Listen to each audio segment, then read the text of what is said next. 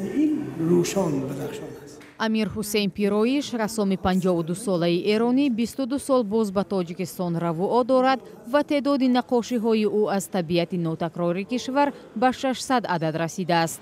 این رسام ایرانی 4 بار نقاشی های خویش را در تاجیکستان به نمایش گذاشته است. طبیعت تاجیکستان بسیار طبیعت بکر، دست ناخورده و ناتکرار است و این طبیعت رو باید به جهانیان شناساند.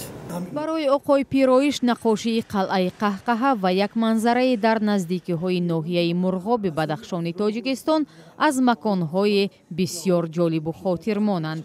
وقتی از بومی های مردمان محلی پرسیدم میگفتند که این حدود 3000 سال پیش ساخته شده و قدمت دارد و یک نقطه استراتژیکی که از یگانجا او رو نمیتونستند فتح کنند دشمنان و یک گذرگاه فقط داشته است. گرد اطرافش زمین های ناهموار غیر قابل تصرف و رفتن.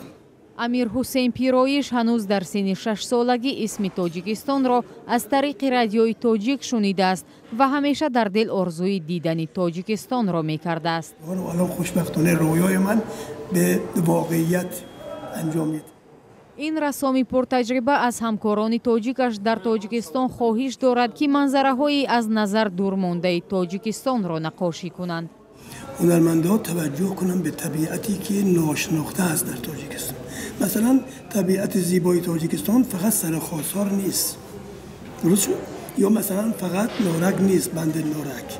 این چیزایی هست که مردم در قدرم میرن میبینن، ولی جاهایی که مردم نمیتوانند ببینند رو هنرمندا به تصویر بکشن، به جهانیان معرفی کنن. از من بپرسن که تو کی رفتی مثلا طرف مرغاب، که مرغاب کجا باشد نمیدونن. از ما میگم من پادروخ مثلا اونجا کشیدم، تعجب پادروخ. یا مثلا میپرسن که تو چرا ارچه کشیدی؟ در بعضی تابلوهای من ارچه است. میگن اینجا ارچه ما نداریم. حتی معلوم است که نرفته طبیعت رو ببینه. هنرمند خوب است، دستش خوب است، میتواند، لیکن نرفته است یا امکان نداشته است، نمیدونم. آقای پیرویش که تجربه 40 ساله نقاشی دارد میگوید در مجموع بیش از 2600 اثر نقاشی دارد و همگی 60 تایش را به نمایش گذاشته است.